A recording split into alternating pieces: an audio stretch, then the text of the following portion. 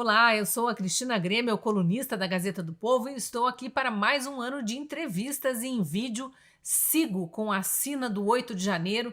Já estamos na véspera, desse um ano da tragédia brasileira e precisamos continuar falando sobre os presos políticos do Brasil.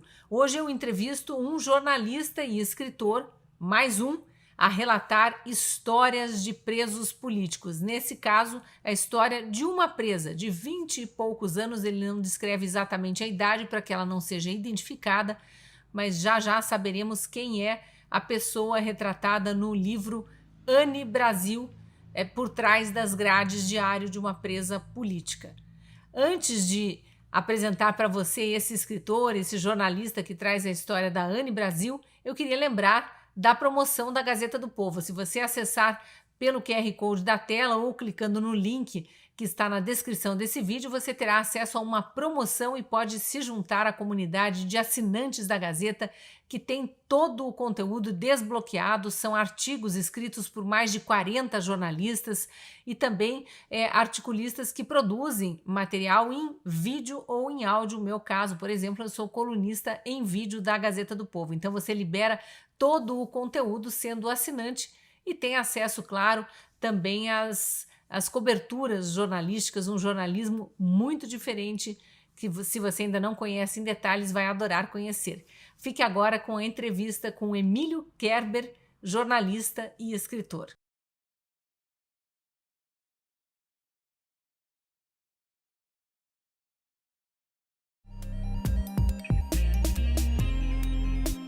Eu estou então aqui com Emílio Kerber, que é jornalista e escritor, já tem alguns livros publicados e acaba de lançar esse aqui, ó, Por Trás das Grades, o Diário de Anne Brasil. Esse Anne Brasil, Emílio, é uma referência a Anne Frank, né? Aquele diário do Holocausto judeu na Segunda Guerra. A gente faz logo a analogia, ou foi coincidência?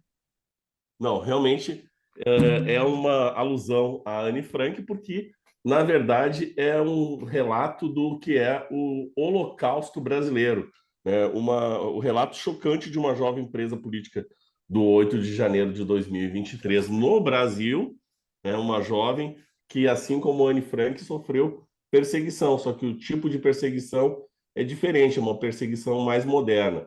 A Anne Frank, ela representou 6 milhões de judeus que foram perseguidos na Segunda Guerra Mundial, e a Anne Brasil representa milhões, não apenas alguns milhares de presos políticos do 8 de janeiro, mas milhões de brasileiros que todos os dias sofrem perseguição, censura e nem se dão conta disso, e tudo isso no Brasil em pleno século XXI, Cris.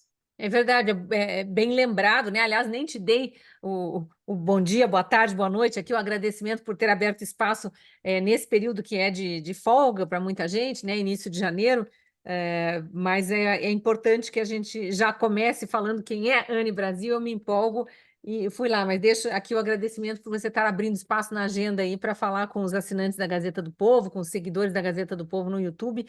E é muito importante porque a gente está prestes a completar um ano dessa tristeza brasileira. Eu tenho dito que eu ainda quero viver para ver o Brasil indenizando todas essas pessoas, são milhares, né? Fora os milhões de perseguidos, porque você realmente coloca com muita propriedade, são milhões que foram às ruas, não só após o segundo turno de 2022, mas ao longo dos outros anos também, e já vinham sendo perseguidos, já vinham sendo difamados, já vinham sendo cancelados, né?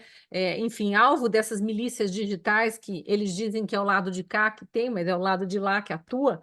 É impressionante. A Anne Brasil é uma jovem, obviamente. A gente não acompanhou muitos casos, mas a gente sabe que há casos de jovens, jovens mesmo, 18, 19, 20 anos, que foram presos e ficaram meses na cadeia. Fora aqueles presos iniciais que tinha criança, tinha cachorro, tinha tudo naquela primeira leva de presos lá do 8 de janeiro, né? Exato. Cris, a Anne Brasil é uma jovem com nome fictício, que ela não pode mostrar a cara dela, né? O outro absurdo, ela não pode se expor, porque hoje ela é uma presa política, ela usa tornozeleira, tem que estar toda segunda-feira indo no fórum da cidade dela, a prestar contas de onde ela está, que ela está viva, que ela está cumprindo as medidas cautelares. E essa é uma jovem de apenas 20 e poucos anos, também não vou falar a idade precisa dela, de uma cidadezinha do interior do Brasil, que no livro nós chamamos de Cidade Liberdade, que resolveu, no dia 4 de janeiro, ir para Brasília protestar contra o desgoverno do Lula, por não acreditar no que ela estava vivendo. E foi lá protestar em Brasília. Ela, no dia 8 em si, aliás, ela chegou em Brasília e se hospedou, ou melhor, acampou na Praça dos Cristais, e no dia 8 ela ficou ali nas imediações da Praça dos Três Poderes. Ela não entrou em nenhum prédio Nem e estava, então, lá naquele QG do Exército, né? ela estava no QG, na Praça dos Aham. Cristais. Ah, tá. E Ela... ela é testemunha ocular da perfídia do Exército, né? O ato que mancha de forma assim histórica, secular, a imagem do Exército Brasileiro, que até então, até aquele momento ali, estava sendo saudado pelo povo brasileiro, por milhões de pessoas que ainda estavam em frente aos quartéis de todo o Brasil, como uma instituição que poderia resguardar direitos e salvar o povo brasileiro. E aí ela começa ali, a parte quente do livro é o ato, a partir do ato da perfídia, que ela começa narrando o fato que leva ela para dentro dos ônibus que estavam à frente da Praça dos Cristais. Foi importante você ter colocado essa palavra especificamente, e é um dos capítulos realmente da perfídia à prisão, mas eu queria ler rapidamente aqui o sumário do livro, para quem está nos acompanhando entender a rotina dessa jovem de 20 e poucos anos, que, enfim, embora esteja aqui com um nome fictício, é uma pessoa real, né? É uma jovem, efetivamente, que teve a vida parada por uma justiça persecutória, por um governo vingativo e por um sistema eleitoral pouco transparente, para dizer o mínimo. Então, aqui o prefácio, tem os precedentes do dia 8 de janeiro, que você conta, né, das manifestações que foram surgindo pelo país inteiro. Aí tem o início da minha vida, ela conta um pouco da história pessoal, os primeiros passos do despertar da consciência política, é algo que muitos jovens ainda estão por viver. Tem muitos jovens ainda, infelizmente, presos na doutrinação, mas essa aqui já tinha despertado para a consciência política. A chegada a Brasília, que é isso que você relatou agora, o enigmático 8 de janeiro, a gente já vai falar sobre ele um pouquinho, da perfídia à prisão, que foi esse ato de o exército se colocar de costas para o povo, deixar de ser a mão amiga e virar uma espada nas mãos de traidores do povo, de ditadores né, que cometem arbítrios contra o povo brasileiro. Aí vem a humilhação no IML, que é aquele passo a passo de quem é preso, né? Tem que passar pelo exame do IML para ver se não apanhou da polícia ou do exército, aqui no caso. A chegada à penitenciária Colmeia, dias sombrios no cárcere, sorrisos em meio ao caos, porque mesmo no cárcere, né, há alguns momentos ali de alívio, especialmente porque havia centenas de mulheres presas e elas se apoiam mutuamente ali no meio daquela dor intensa. Eu Insegurança e lembro incerteza agora, com o futuro. Diga. esse negócio de sorriso em meio ao caos, eu lembro quando eu estava com você lá em Israel, no Museu do Holocausto, e uma judia, ela estava com a cabeça erguida no momento que ela ia morrer em um campo de concentração. E aí a lição é que, mesmo diante de todas as dificuldades, você tem que manter a cabeça erguida para enfrentar os problemas, né? E não é uma coisa que bandidos de fato fazem, apenas inocentes Ah, presos fazem, né? Bandidos, quando sorriem assim no meio da prisão, normalmente são já psicopatas, já estão com problemas, né, nesse nível. A gente, né, nós que somos jornalistas há bastante tempo, a gente acompanha histórias e é muito diferente. Realmente, esses presos políticos do Brasil, eles têm atitudes muito diferentes. Os relatos, eu que entrevistei vários também, os relatos, inclusive, da forma como eles eram tratados pelos carcereiros, por delegado, por todo mundo que convivia ali, né, com eles na prisão, eram de que, obviamente, não estavam tratando com criminosos, não são criminosos de forma alguma, mesmo que tivessem participado de alguma depredação, que a gente sabe que não participaram. Os que foram presos são inocentes, os que estão soltos, apadrinhados por esse sistema podre, né, que não investigou de fato os vândalos, esses depredaram. São black blocs e a gente sabe de que lado do espectro político eles estão. Mas só para terminar aqui o sumário, depois do capítulo Insegurança e Incerteza com o Futuro, vem a liberdade provisória, a liberdade vale ouro, o Diário do Cárcere e Anne Brasil, o símbolo de um país refém. Tem muitos aspectos aqui para a gente abordar, mas eu acho que a gente podia focar que realmente retrata o quão o Brasil está sendo omisso e injusto com essas pessoas, é esse da perfídia à prisão, né, Emílio? E olha só que interessante, né? Ou melhor, que trágico. Eles foram enganados por muito tempo no dia 9 de janeiro. Eles entraram nos ônibus, que Isso eram em torno aqueles de. presos do acampamento, né, no dia seguinte. O caso da Anne Brasil, ela era uma presa que estava no acampamento na Praça dos Cristais, em frente ao QG do Exército. E Chegou a aí ir até a ela. Praça dos Três Poderes, mas não foi presa, não entrou em prédios e não foi presa lá. Foi presa no dia Isso. seguinte. São aqueles mil e tantos que um general chegou a se vangloriar, dizendo enganamos, né? Em outras palavras, ele falou isso, enganamos eles, enganamos os manifestantes, né? Mas são pessoas que dormiram lá e acordaram presas. Pois é.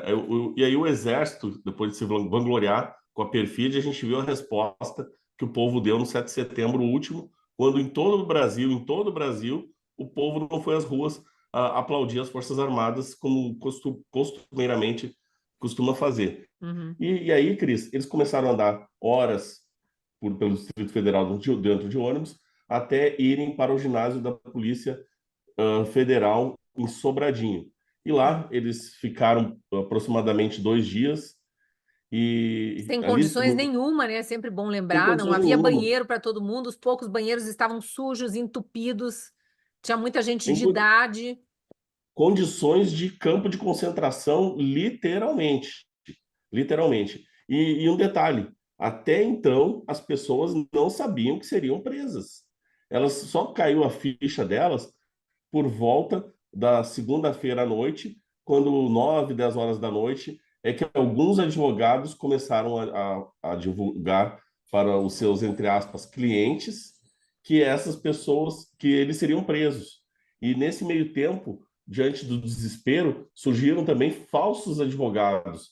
Isso tudo Uhum. está relatado no livro Estelionatários, que entraram lá como advogados para ajudar os seus clientes e ainda enganaram essas pessoas. Ou seja, você está numa situação péssima e É. ainda assim conseguem te enganar e te extorquir, né?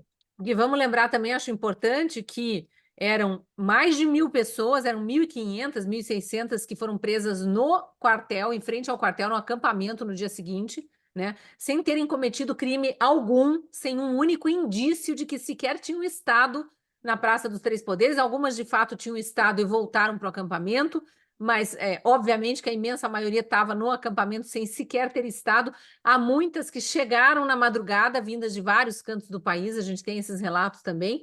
E um detalhe, estavam com seus celulares sem bateria, depois de 2, 3 dias, né? Um dia inteiro circulando por Brasília, outro dia no tal ginásio da Polícia Federal, mais um dia, não tinha tomada para ficar carregando o celular, né? Então, eles não tinham sequer como avisar seus parentes sobre o que estava acontecendo, não sabiam o que estava acontecendo, não eram informados, não podiam avisar e muito menos tentar contactar um advogado. Por isso que acabam vítimas também desses estelionatários que sempre aparecem nessas horas. A gente chama os advogados de porta de cadeia, né? Para tentar extorquir quem está numa situação já difícil ali.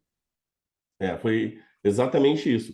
E aqueles momentos lá no ginásio da Polícia Federal em Sobradinho, eles estavam numa confusão em relação às informações, porque não chegava informação, a maioria não tinha mais acesso ao celular, estavam com seus pertences ainda, mas não sabiam de fato o que viria pela frente. Então, era uma informação e contra-informação o tempo todo. Teve senhoras que passaram mal e foram resgatadas de SAMU, que a própria Anne Brasil falou para mim que uma pessoa havia morrido lá. Mas Uhum. depois, quando a gente fez a Porque teve apuração, um nós senhor que saiu de fato com um princípio de infarto desmaiado, até onde eu soube. E teve aquele também. jovem que efetivamente tentou tirar a própria vida, também foi hospitalizado, salvou-se, mas estava num desespero tamanho. E esse era um jovem, acho que mais ou menos com a idade da Anne, menos de 30 Isso, anos, com certeza. esse relato desse jovem que tirou a própria vida está no livro, né? A Uhum. Anne Eu vou misturando, a gente vai costurando Vamos, a não tem informação do problema. Ela livro. também presenciou esse fato, né? E Ela isso tudo vai presenciou esse deixando fato. todos os demais num estado de desespero, de angústia, num estado psicológico muito abalado, né?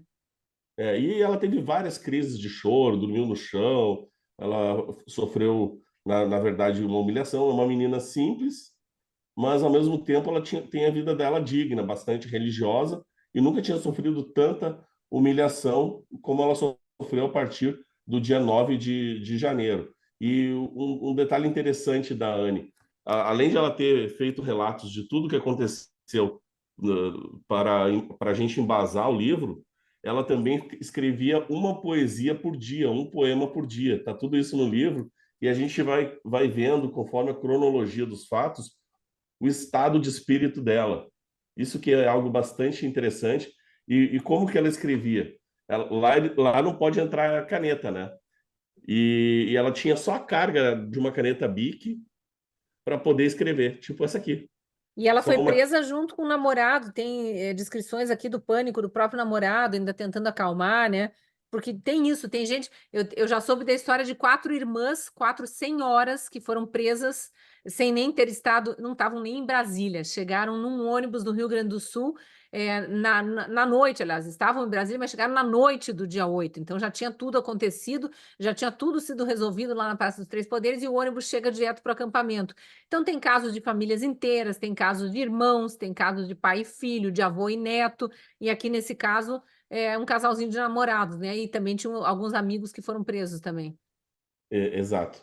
E, e aí, o que acontece? A Anne, ela vai relatando também, como se fosse uma via crucis. Esses momentos ali do dia 9 em que ela sai da Praça dos Cristais, até o momento que ela chega na colmeia, vai caindo pouco a pouco a ficha de que ela vai ser presa. Só que ela não acredita, ela vai narrando isso no livro, ela não acredita que vai ser presa, porque ela não cometeu nenhum ato criminoso. O único ato criminoso que, entre aspas, ela cometeu foi acreditar que ela poderia protestar contra um desgoverno que ela não acredita, não confia, né? O que é um direito constitucional garantido a qualquer cidadão brasileiro. E eram Mas, conforme... manifestantes, né, Emílio, que sempre pediam o respeito à Constituição.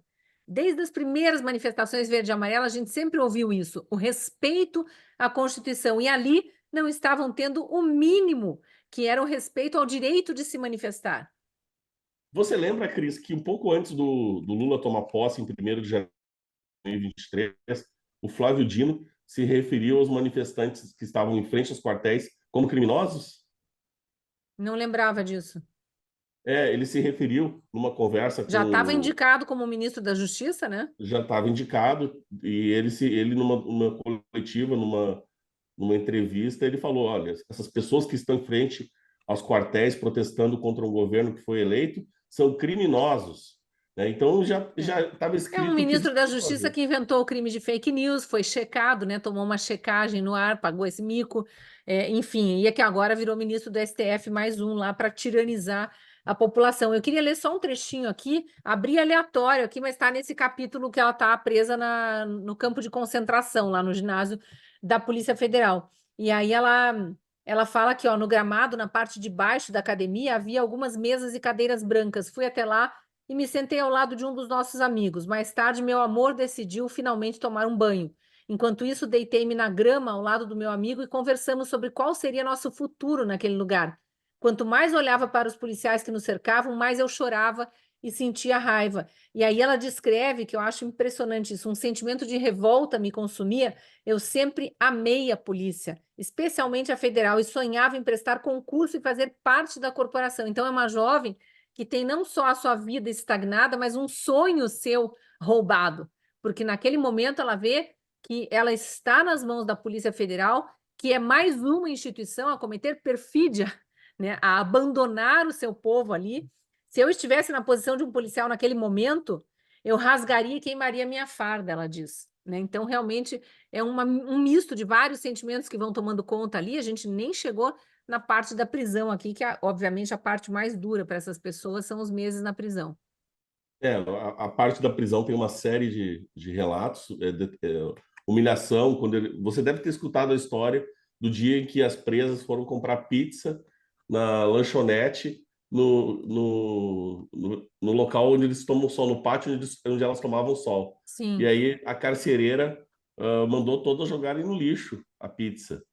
Você escutou essa história? Eu já ouvi essa história de uma das presas que eu entrevistei e é a crueldade no nível máximo, porque elas não têm dinheiro na cadeia, né? Aí junto aqueles troquinhos que os parentes vão mandando, as que conseguem receber visita, porque vamos lembrar, a maior parte estava presa em Brasília, sendo de outros estados.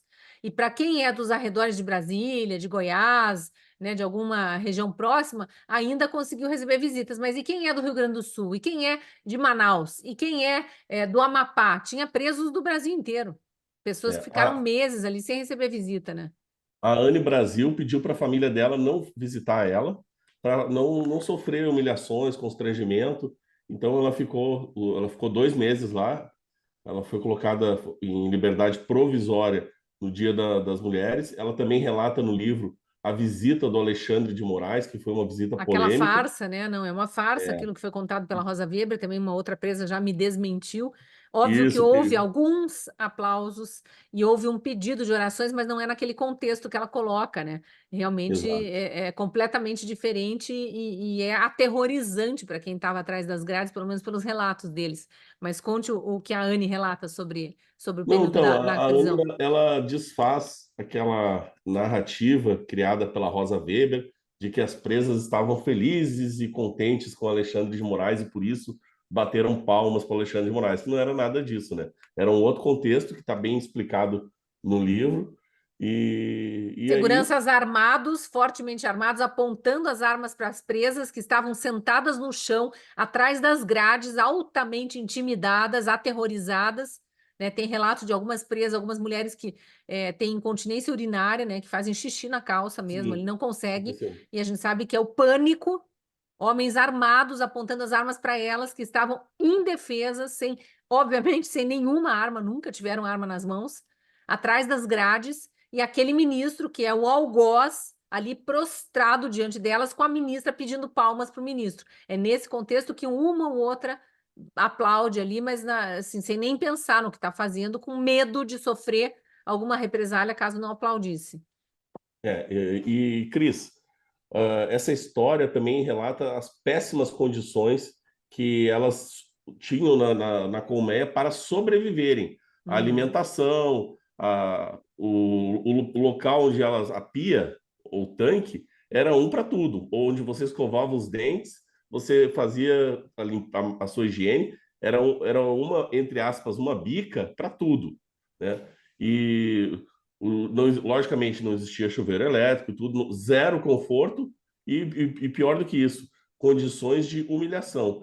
E um aspecto que é interessante a gente citar são as lições por trás do livro, tudo que está subentendido em relação ao livro, que é o Uhum. sofrimento de um povo que está sofrendo de fato o seu holocausto e não está percebendo que está sofrendo censura, que hoje não pode se manifestar de qualquer jeito na internet, pessoas que, às vezes, por ignorância, compartilham alguma desinformação, essas pessoas são crucificadas e tratadas como criminosas, né? Tem suas contas, várias pessoas têm suas contas e mídias bloqueadas, num claro cerceamento à liberdade de expressão, e isso tudo é um grande alerta a nós todos, povo brasileiro, para que a gente não deixe a situação degringolar para um nível irreversível, né, Cris? Exatamente, porque a gente vê que eu tenho dito isso nos programas de que eu participo e também nas entrevistas aqui que eu faço, que são entrevistas em que eu vou também opinando, obviamente, que nós estamos num estado de exceção e numa ditadura atroz. E muita gente não percebe, por quê? Primeiro, eventualmente não tem nenhum conhecido que está sendo perseguido, calado, desmonetizado, preso, sem cometer nenhum crime, né? Acusado do que não fez, vítima mesmo de um Estado ditatorial, mas é até porque é uma ditadura um pouco diferente dessas que a gente conhece, né? Do próprio comunismo, a ditadura de Fidel Castro em Cuba e do atual governante Díaz-Canel, ou a de Maduro, né, Hugo Chávez e Maduro na Venezuela, ou do Ortega, todos os amigos do Lula, né, o Ortega na Nicarágua, é uma ditadura do judiciário, mas um judiciário aparelhado por Lula e Dilma. e agora Lula está de novo no poder. Então, é um judiciário mancomunado com o executivo, levando todas essas atrocidades para a vida das pessoas. E tem gente dormindo ainda em berço esplêndido sem perceber. Uma hora a ficha vai cair, a gente espera que não seja tarde demais, porque realmente as ditaduras elas vão avançando sobre as liberdades, e é o que a gente está vendo acontecer no Brasil, né? E a Anne Brasil é uma jovem que antes do 8 de janeiro, ela era cheia de sonhos, e sonhos simples. Ela queria poder estudar, queria trabalhar, queria casar, ter filhos. E isso parece que foi ceifado da vida dela, né? E hoje ela é uma pessoa que está lutando para chegar no nível mínimo da dignidade da pessoa humana, porque ela hoje não tem liberdade, ela sonha em estudar, ela sonha em poder trabalhar, e aí ela me procurou, Cris, para que eu transformasse, desse vida aos relatos dela, e eu abri mão também de todos os direitos autorais para que ela possa usufruir dos direitos autorais para poder se reerguer como pessoa, Uhum. porque ela ficou o ano inteiro de 2023 sem ter uma fonte sequer de renda, né? E ela é de uma família simples, é uma família Uhum. bem simples, mas uma família que é uma família estruturada, uma família religiosa, uma família que nunca teve nenhum criminoso na família, É, isso né? fere a dignidade da família inteira e fere também o psicológico, né? Porque fica todo mundo sob tortura. Obviamente que É, sofrem, né? Os pais sofrem, os irmãos. Aqui no caso tem namorado, aí imagino que o namorado deva ter ficado até mais tempo que ela na prisão, porque também as ordens de soltura eram aleatórias, assim, foram acontecendo ao longo do ano, até chegarmos no fatídico 20 de novembro com a morte do Clériston, que é um outro marco nefasto para o Brasil, que o Brasil ainda vai ter que reparar, né? Não se repara a morte de uma pessoa inocente, mas de alguma forma essa família que ficou, filhas, esposa, vai ter que ser atendida pelo Estado brasileiro porque tiraram, né, um pai de família do seio da sua família e depois da própria vida. Então, e todos os outros presos vão sofrendo, a cada uma dessas notícias eles vão sofrendo também. Aí a Anne te procura e você decide escrever o diário. Eu estou vendo aqui que você tem as poesias publicadas também no final, né? sim, então, as poesias ficaram para o final do livro, que é o capítulo Poemas do Cárcere. Uhum. E um outro detalhe interessante, a gente está completando agora um ano do 8 de janeiro e é importante nós registrarmos isso para a história, porque se nós não registrarmos para a história, vão ficar as narrativas, vão Claro, ficar as narrativas.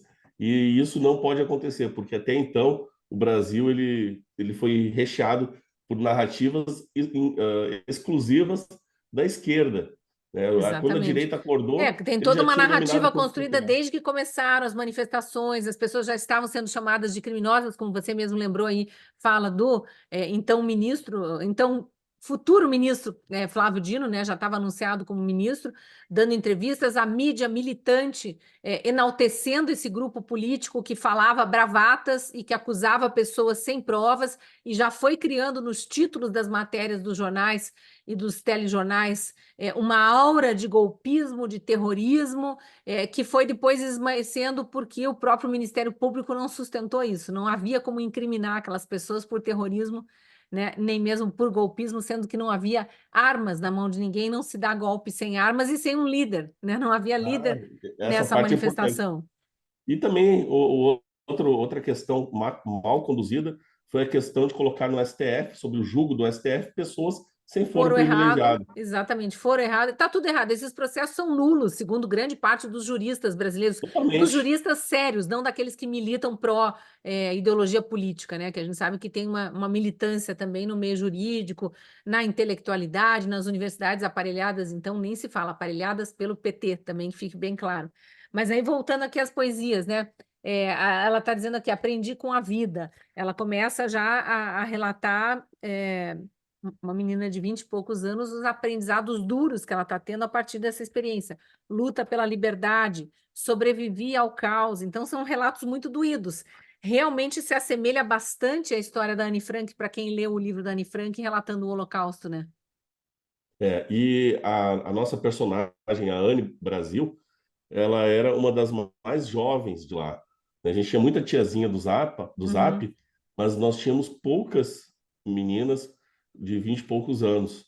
É. Então, para ela, isso foi um choque maior ainda, porque ela tinha sonhos, ela tinha uma vida inteira pela frente, e isso aí é mais chocante ainda, né? Porque tudo isso ceifou a trajetória comum que ela teria na vida dela. Hoje, ela é marginalizada, inclusive na cidade dela, porque até explicar para as pessoas o que aconteceu e você está usando uma tornozeleira, as pessoas tipo, têm o primeiro preconceito de uma Sim, situação. já te classificam como bandido, claro, né? É. Imagino.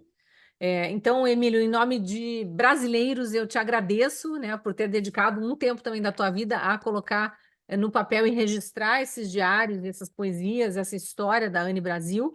Agradeço a ela, obviamente, Anne, se estiver nos assistindo, né, fica aí a minha solidariedade pelo que você viveu. É, espero que você consiga transformar essa dor em amor, né, que é realmente um aprendizado muito difícil. É, e lembrando também que há, felizmente, outros livros já publicados, né? Doutor Cláudio Caivano, que a gente conhece bem, né, Emílio? Acho que foi o primeiro a publicar. Eu já entrevistei Sim. aqui também na minha coluna na Gazeta do Povo, ainda em março, eu acho, do ano de 2023, 2, 3 meses depois do ocorrido. Ele publicou o 8 de janeiro, a história não contada, que inclusive embasou muito o trabalho dos parlamentares que de fato queriam descobrir o que aconteceu no 8 de janeiro, né, na CPMI. E agora a gente tem esse aqui, por trás das grades, o Diário de Anne Brasil. Então, vou deixar você finalizar fazendo o convite, onde as pessoas podem adquirir o livro até para poder ajudar a Anne com alguma renda. Bom, podem adquirir diretamente no site da Livraria Conservadora, www.livrariaconservadora.com.br. Lembrando que o nome Anne Brasil é com 2 N's, se você for procurar o título pelo nome dela. Isso mesmo, Anne Brasil. E, claro, continuar acompanhando a programação da Gazeta do Povo. Nesse dia 8, a Gazeta também vai lançar um e-book que foi feito a partir de entrevistas que eu fiz aqui na minha coluna na Gazeta. Tem uma série de entrevistas e a gente espera que essa data no futuro seja lembrada como um dia do patriota, da pessoa que de fato defende a liberdade, né, Emílio? Porque realmente tem muita coisa obscura ainda por ser esclarecida no Brasil. O Agradeço que a gente... demais, viu? Obrigado, o que a gente quer é só justiça e liberdade, né, Cris? Exatamente. E vamos continuar lutando por isso. Então, muito obrigada e parabéns aqui por mais esse trabalho. Muito obrigado. Agradeço também a você que assistiu a entrevista até o fim. Se gostou desse vídeo, peço que curta, que comente, que compartilhe. Isso ajuda no engajamento e na distribuição do material para mais gente. E, claro, se estiver assistindo a essa entrevista pelo canal do YouTube da Gazeta do Povo e não estiver inscrito, inscreva-se. Por fim, deixo o lembrete de que a Gazeta do Povo está com uma promoção para que você comece o ano bem informado, sendo parte da nossa comunidade de assinantes. Aponte a câmera do celular para o QR Code da tela ou clique no link na descrição do vídeo e tenha acesso à promoção.